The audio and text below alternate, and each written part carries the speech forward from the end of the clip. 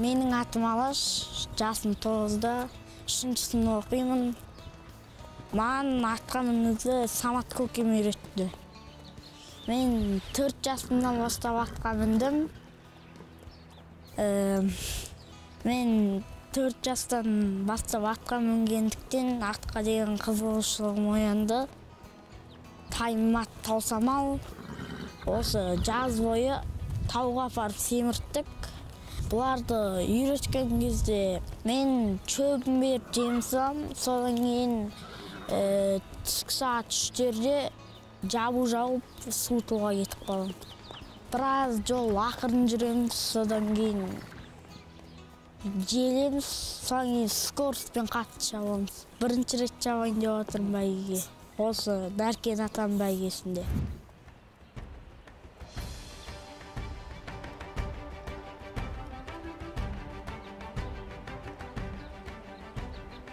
Қазақ пен жылқы егіз ұғым. Содан болар ат ердің қанаты дейміз. Бесіктен белі шыққан қазақ баласы ат құлағында ойнайды. 9 жастағы Алаш ауыздықпен алысып, жер тарпыған қасқа тайына мінгенде қанат біткендей ерекше күй кешеді. Бұл барлық қазақ баласына тән қасиет. Мұндай сезім шабандоздың бойына тайға мінген сонау балалық шағынан бастап алады. Алып дала төсіндегі тай жарыс жас балаға желік бітіріп, жылқыға деген ерекше сезімін оятады. Сол күннен бастап шабандоз үшін тайдан жақын дос болмайды. Бұл атжанды қазақ ұлдарының бойындағы жұмбақ сезім, айрықша қасиет. Тай жарыс деген енді мына әптеп баланы баулу, балаларды үйрету тайға мінгізіп. Балалар тайға мініп үйреніп, содан аяқтанады дейді ғой, мысалы бала аяқтанғанда осы тайға мініп аяқтанады. Бәйгінің де ең бастау осы тай. Бұл тай бәйге емес, тай жарыс деген болады. Тайларды жарыстырып, соның ішінен жүйріктерін шығарып, соның бәйгеге қосқан. Өзім былайша айтқанда 2-ші класстан тайға міндім. Батақұр дейді, тай батақұр. Соларға қатысып талай. Бұл жерде ылғи бәйге болады. Мен өзім осы жас күнімде талай осы күрікте талай бәйге шауып, талай бәйге алған күндерім болған. Балалық шақтан қалған естелік ешқашан ұмытылмайды. Тай мініп, ауыл шетінде аламан жарыс жасаған қайран күндер ай. Сары даланың төсін жылқының тұяқ дүбіріне толтырып, қара жердің апшысын қуырған, желден жүйрік сол бір жылдар әр қазақ баласының жадында жаңғырады. Шабандоз балалардың қиқуы, атаның немересіне берген батасы, мынау кең далаға ғана жарасатын әдемі сурет. Бұл тайды бала күнде міндік қой енді. О, қызық болды өз балалық шақ. Көп нәрсені аңсайды ғой. 1 жас бар, 10 жас деген ойнақтаған, тай мініп жабағын ойнақтатқан дейді ғой. Өзіміз ауылда жастар, құрдастар, класстастар өздеріміз жиналып, қыстай үйретеміз.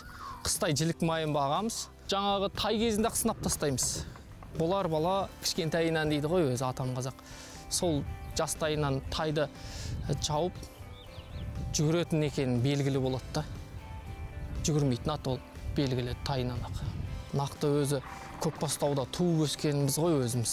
Музей Жамылдан жолдас балалар келетін, Қайназардан, Еңбекшіралдан, осы Қарасу ауылынан өздеріміз Дегерезден, жаған-жағы ауылдардан жастар өзіміз жиналып, тай жарыстыратынбыз, құнан жарыстыратынбыз. Қазір міне сол жолдас балалармен бәріміз атпен айналысамыз.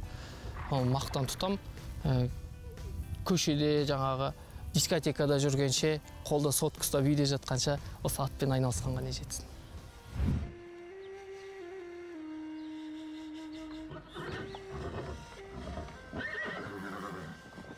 Асау үйрету қыр баласының ежелгі дәстүрі. Бұрынғылар нағыз ер жігітті асаудың жалында сынаған. Бүгін жылқышы жігіттер шу асау құнан дөнендерді үйретпекші. Бір үйір бойдақ жылқыны қораға қамады. Шалмашы жігіт қолындағы арқанын алдынан өткен өңшең асауларға қарай иіріп тастады. Алғашқы 1-2 шалма ауа қауып қиыс кетті. Одан кейін құлаштап лақтырған арқан бір дөненнің қыл мойнына сап ете түсті. Енді оны ноқта жүгенін салып құлақтап тұрып ерттейді. Содан кейін көк майсаға алып шығып, тақымы тастай жылқышы жігіт мінеді. Ең бірінші жылқыны үйреткен кезде біз шешесінен 6 айында бөліп аламыз. 6 айында шешесінен бөліп алып, оны өзіміз бағып, бірінші қорадағы жағдайды үйретеміз да. Құлынның басына ноқта саламыз, ол ноқтаға үйреніп тұрады. Ол кісінейді, бір 2-3 күн тамақ жемей кісінеп, шешесін күтіп тұрады. Одан кейінгі жағдай, құлынды алып шығып, даланы таныстырып жүргіземіз. Даланы жүргізіп, жетекке қалай жүру керек екенін үйретіп, одан кейін айландырып, шаптыртып, желдіртіп, содан кейін барып, баланы мінгіземіз да, баламен асау үйретеміз.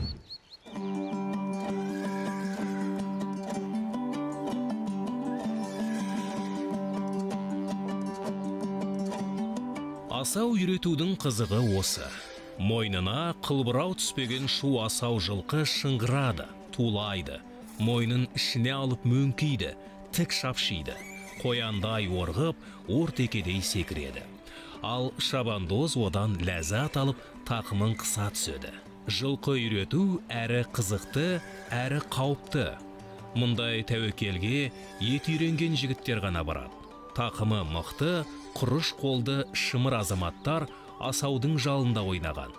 Сырттай қараған кісіге жасыл майса үстінде асаумен алысқан жігіт бейне осы алып даланың апайтөс батырлары сияқты көрінеді. Енді атты әртүрлі жаста үйретеді. Көбінше құлынның кезінен 6 айынан бастап үйреткен жөн. Бірақ енді біз ат ұстағаннан кейін әртүрлі тәсілменен қолданып, зерттеп көреміз. 5 жасына дейін жүрді, тиіскен жоқпыз. Мені биыл 5-сінде үйретіп, бәйге қостық биыл. Қыстай үйреттік, жақсылап жілік майын толтырып, қыстай үйретіп, қалың қарға мінеміз, тауды көрсетеміз, жазық жерді көрсетеміз. 30 шақырым, 40 шақырымға дейін барып қайтамыз. Ауылдың ішімен өтеміз. Бұл ауылды жерді де көру керек, далалы жерді де көру керек, тауды да көру керек. 5 жасында асаудан үйретіп міндік. Үйретіп міне өте қиын болды. Қазақ бабамыз өзі айтып кеткен ғой. Тайында тартып мін, құнанында құртып мін, дөненінде дөң аспа, бестісінде бәйге қос, кемесе басын кес деп айтқан. Ол ат бәйгеде қайнамаса, онда қазанда қайнау керек та. Қазіргі заманда бұл ат деген бизнес саласына ауысып кетті. Ол дұрыс деп ойлаймын. Біздің экономикамыз, қазақ халқымызға, экономиямызға, барлық мемлекетте бұл атпен бизнес айналысып жүр. Қазақ сыншылары тұлпарды кермеде танып, таңдап сынайды. Болашағынан үміт күттірген жылқы құлын кезінде сүйегі бөлек жаралады. Келіскен кескін мына омыраудың, өз айтар қаратам деп қазақ қауман. Сомаяқ біртік бақай бола тұйық, тасындай шұбарала Көкшетаудың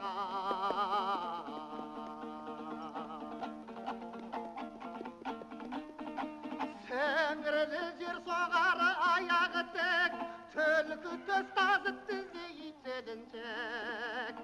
Шашақты шақпақ етті ала сұршық, құндыздық қалай біткен құйрық қадырған. Нағыз тұржебенің өзі екен, алдынан ұмтылғанда. Аң құтылмас артынан жөнелгенде. Жетпес жылқы, жануар жүйрік екен жылқы малдың. Тайдың сүйегіне қарап таңдаймын енді өзім. Тайдың сүйегіне қарап, өзінің пішініне байланысты жүріс тұрысы өзі белгілі болады, ерекше болады басқаларынан. Соның ішінен таңдаймыз. Ат болатын құлынды жел басынан танисың деген, сол жел басынан тай кезінде өздері көрсете бастайды өздерін. Содан бастап баулайсың ғой. Шоқпардай кекілі бар қамыс құлақ, қой мойынды қоянжақ, бөкен қабақ, ауыз омыртқа, шығыңқы майда жалды, ой желке үңірейген кексе сағақ. Ешкі мұрын, салпы ерін ұзын тісті, қабырғалы жотасы келсе күшті, ойынды еті бір бөлек, омыраулы, тояттаған бір күттей салқы төсті дейді. Салқы төсті, тояттаған бір күттей салқы төсті деп айтады. Мына төсі ұзын кең болу керек та. Бұл мәшиненің де жаңағы объемы деп айтамыз ғой. Сол сияқты жылқының объемы осы төсіне байланысты болады. Қабырғалы деп қабырғасы кең болу керек. Қабырға өкпесі қабырға кең болған сайын жылқының да өкпесі кең болады. төсі кең болғанның, омыраулы болғанның жүрегі дәу болады. Көзі жақсы, мейірімді, жанып тұрған көз болады да. Көзі жанып, осы бір от шығып тұратындай болу керек аттың көзінен. Бота тірсек болу керек, тынысы кең. Сол жылқыны осы сүйектеріне қарап таңдаймыз да. Ақбақай мына сүйегі қысқалау болғаны жақсы. Ұзын болған сайын ол аттың өзінің аяғын құрт тұрғанына ыңғайсыз болады. Жүгіретін жылқының осы сүйектері қысқалау болады, сіңірлі болады аяғы.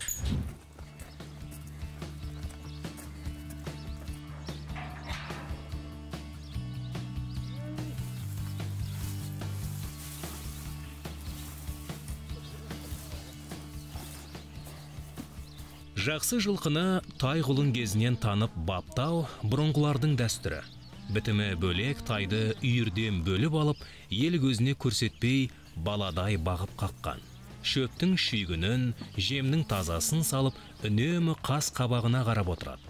Көздің қарашығындай күтіп баптаған жас жылқының болашағынан үлкен үміт күттіретіні даусыз. Жылқы да адам сияқты. Жақсы көргенді, сылап сипағанды біледі. Тіпті иесінің қасында өзін еркін сезінеді. Тай мен шабандоздың бір-біріне үйренісуі осы кезден басталады.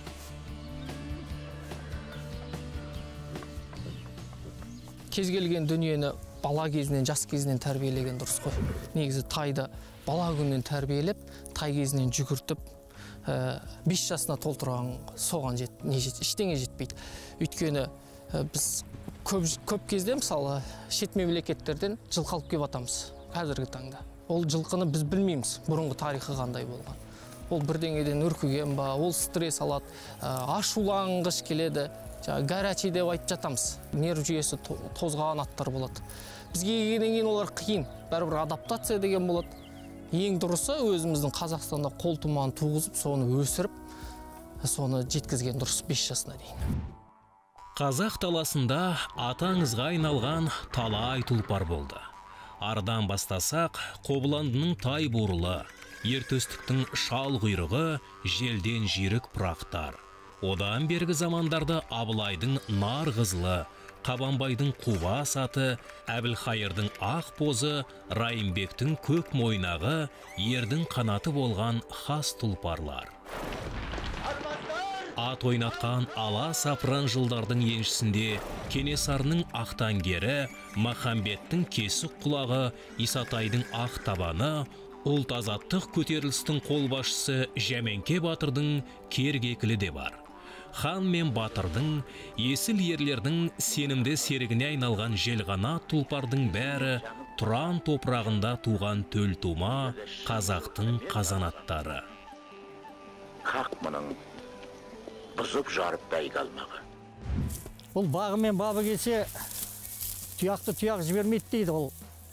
Мәселе ол шетелден алып келіп, соншама қаражат жұмсап, шетелді байытқанша, өзіміздің қолтумадан өсіріп, өзіміздің Қазақстанның жылқыларын шығарғанымыз абзал ғой деп ойлаймын мен. Өйткені өзіңе тай кезінен, жаңа көрдіңіздер мені, тай кезінен баптап, өзіміз тай кезінен үйретіп жатырмыз. Тай кезінен адамға үйреншікті болады. Оның мінез құлқын білесің, тамағын білесің, қандай тамақ жейді, ауа райына бейім болып өседі осы жерден туылғаннан кейін. Жүйріктер жұлдыздай ағады. Тұяқтарынан қара жер аударылып, сайын дала көшіп бара жатқандай. Ауыздықпен алысқан арғымақтардың тізгінін тартып, шабандоздар қиқу салады. Желмен жарысқан, сағым дала төсінде бауырын еркін жазып, өршелене шапқан пырақтардың жалында ойнайды. Бейне шабандоз балалар шапқан аттың жонына тас мүсіндей қатып қалған. Ұлы дала перзенттерінің осы бір сәттік суреті қазақ салт дәстүрінің құлагерінде елестейді. Баулы батырмыз дегенмен тайларға балаларды үйретіп, қазір чабандоз азайып баратыр, балалар тайға мінбейді көбінше. Ат пен бала сәйкес болу керек, сол кезде жақсы жүгіреді. Ол мысалы ат баланың тақымына да байланысты. залға ол болатын бала кішкентайынан осы тайға құмар, атқа құмар болады. Негізі атқа құмар балалар, соларды үйретеміз. Мен жасым 14-те, мен бәйге жау жүргеніме 1 жыл болды. Содан бері біраз жетістіктерге жеттім. Бәйгеде атты сақтап, ұстап отыру керек. Соңғы 500 метрлікте таластыру үшін, соңғы 500 метрлікте барлық күшін салады ат. Сонда ат барлық скоросымен шапқан кезде аттың күші болып кішкене демеп отыру керек. Сонда аттың бірінші келуге мүмкіндігі молырақ болады.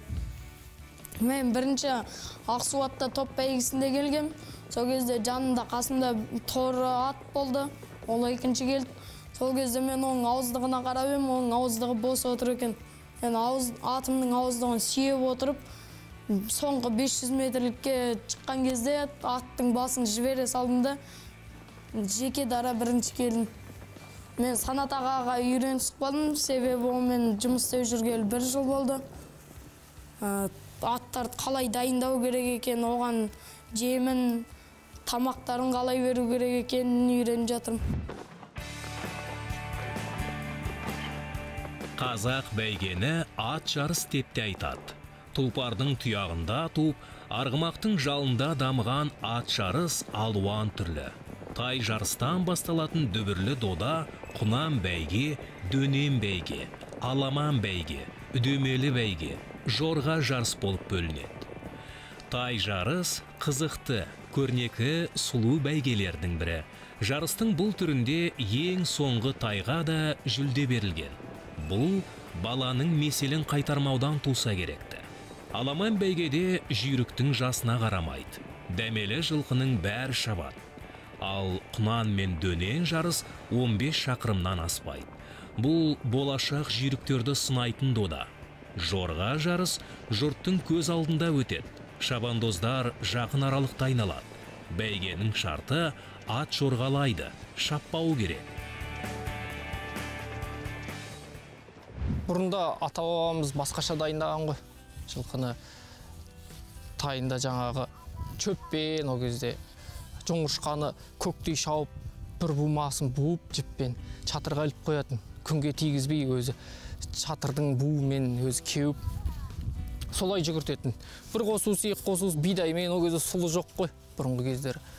Арпамен бөктіріп дайындайтын. Қазір тай дайындау мүлдем басқаша. Таза қанды, бұлар қазір ондай бапқа көнбейді.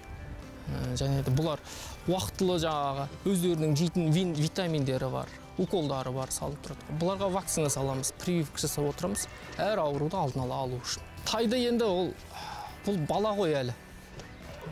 Белі әлі қатпаған, өзі анасынан жаңадан ажыраған, сүйегі де әлсіз болады. Тайды көп қуаламаймыз. Бір 3 шақырымдай, 2 шақырымдай желдіріп, жүрісі бар, 3 шақырымға толтырамыздағы, соң бір 2 шақырымдай шауып қоямыз. Ақырын сөйтіп келтіріп, содан кейін толық мына жазық жерге желіп, жазық жерге жүрісін жүріп алғаннан кейін, оны өзі шабатын деңгейіне келеді. Апарып, ипподромға апарып шаптырып отырамыз. Жетісіне бірлет, жақсылап, жанына ат қосып, сонымен таластырып, бұл жеңісіне екенін, өміріне екенін шетін көрсетіп, өйткені астымыздағы мен мысалы үлкен атты мініп шығам, жанындағы атқа шабатын балам, кішкентай тайды мініп шығады. Соны таластырған кезде тайды басын оздыртамыз ғой. Дәмін түсіну керек та жеңістің. Келгеннен кейін жақсылап тамағын береміз, дем алдырамыз, бос қоямыз. Жеңіс жеңген күні дем алдырып, жаңағы жемісін жегіземіз да. Тай жарыс аламан бәйгелердің ноқта басы. Дәмелі жүйрікті тай кезінде үйретіп, бауырын жазып, ұлы бәйгелерге дайындау бұрынғыдан келе жатқан дәстүр. Бәйгенің бұл түріне кілең тайлар қатысады. 7-8 жастағы балалар өздерінің бәсіресіне мініп жайдақ шабады. Жарысты ересек бозбалалар ұйымдастырған. Арнайы жүлде тігіліп, ауыл шетінде қара жарыс жасайды. Тай жарыс жас жылқыны жеңіске жетелеп, үнемі бірінші болуға, қалың топқа жүрексінбей түсуге үйретеді. Ал шабандозды үлкен өмірге қанат қағуға дайындайды. Енді осы тұрдамызды Құдай қаласа тоқтатып қойдық. Енді келесі жаңа жылдың 2 айында бір жақсы тұлпар әкеледі ғой деп өзіміз осыны күтіп баптап жатырмыз. Қазір мына анасының ішінде жатып біз тәрбиелеп жатырмыз. Өйткені керекті минералды өнімдерді алу керек. Енді сол ақпанда туылғаннан кейін ары қарай құлынды баптаймыз, даярлаймыз, өсіреміз. Содан енді үміт күтеміз сол құлыннан. Баптап, күтіп, тай жарысқа қосамыз. Бұл енді таусылмайтын процесс қой. Соны ары қарай қызықтасақ деген ойымыз бар болашақта.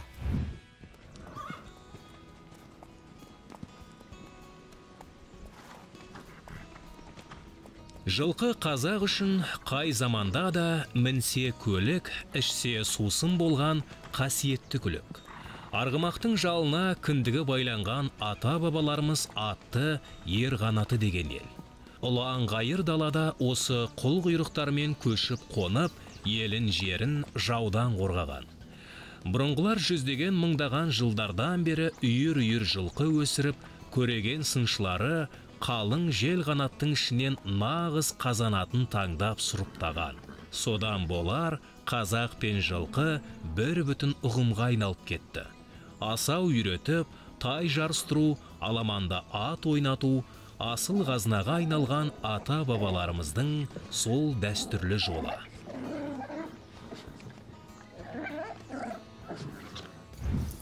Қазір енді өзім Қазақ ұлттық аграрлық университетінің ветеринария факультетін бітіргенмін. Сол осы атты бала күнінен атқа шауып өскеннен кейін тренер болсам, оған өзім ветврач болып, мал дәрігер болып, өзім емдеп, өз атымды өзім неткім келді, емдегім кеп. Сол ветеринария факультетін бітіріп, қазір міне Аллаға шүкір. Атадан балаға, баладан мұра болып қалып атқан кәсіп қой бұл.